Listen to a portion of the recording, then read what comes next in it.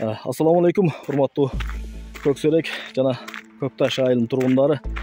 Ушул Девого барып, какшай берип, жаман көрүнүп отуруп, айыл өкмөт экөөбүз өткөндө барып сүйлөшүп келдик эле.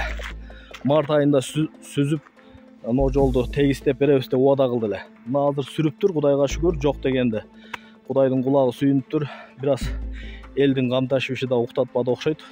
Келип сүрүптүр мынакей достор. Могу чукур жерлерге, жанагы суу топтолуп кала турган жерлерге шагал төкмөй болуп сүйлөштүк эле. Бирок азыр грейдермен сүрүп атат.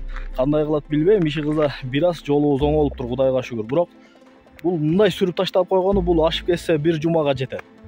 Бизге ошо шагал төгүп, тегистеп сүрүп, атайын келгенге жараша жакшынай кылып берсе жакшы болот эле.